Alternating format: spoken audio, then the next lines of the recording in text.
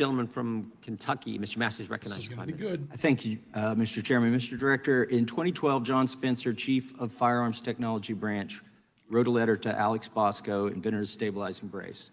We've talked about this letter already. He said, based on our evaluation, FTB finds that the submitted firearm brace, when attached to a firearm, does not convert that weapon to be fired from the shoulder and would not alter the classification of a pistol or other firearm. You're aware of this letter?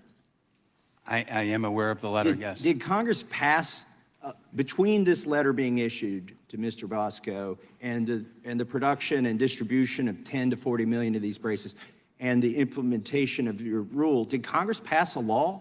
What changed?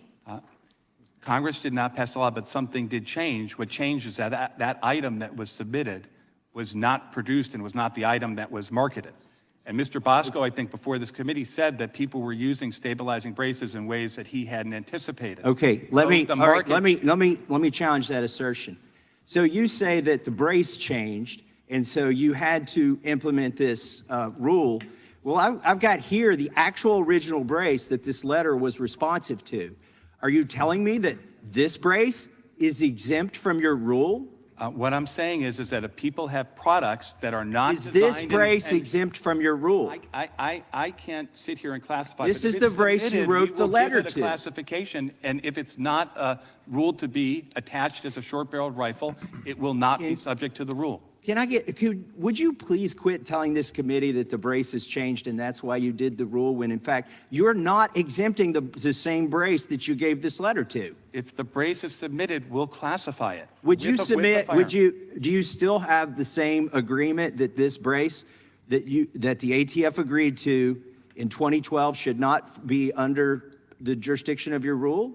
If that brace is submitted with a firearm, we will examine and classify it. If it doesn't qualify... Okay, reclaiming my time because it's pretty obvious you're misleading people here when you say that the brace has changed because your rule affects the braces that didn't change. How many days have passed? How many days do people have to comply with this rule?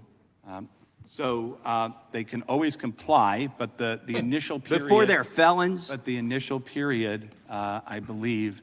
ends at the end of May. Okay. But people end of May. So and it was 120 days. Is that correct? People are only felons if they intentionally Is it 120 days? The law.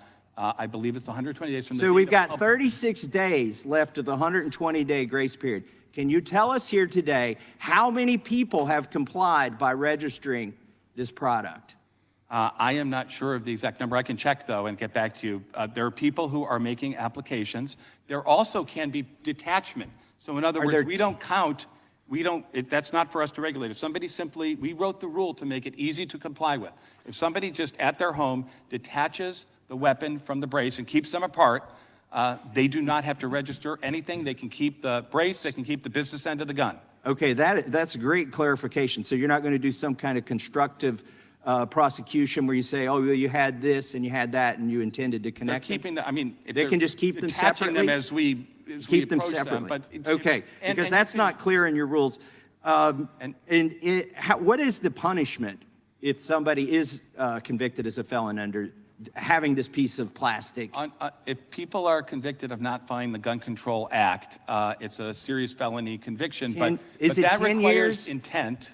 Can you just give me the number? Is it 10 years? I believe it's a statutory maximum of 10 years. 10 years for owning a piece of plastic that you were told was legal and that you owned for a decade and that millions of people did? This is what offends the sensibilities of Americans, whether they own these or not. Do these make the gun fire more rapidly? The stabilizing. Do these increase the muzzle velocity? The stabilizing. Do these allow you're not answering any of the questions. Do these allow the firearm to carry more bullets? The stabilizing braces allow, if they're the kind that count, allow the firearm to be shouldered. Let me ask you this. That Congress I'm glad you brought that up. So this is a stabilizing brace here. Here's a pistol without a stabilizing brace. Does the buffer tube, could that be shouldered?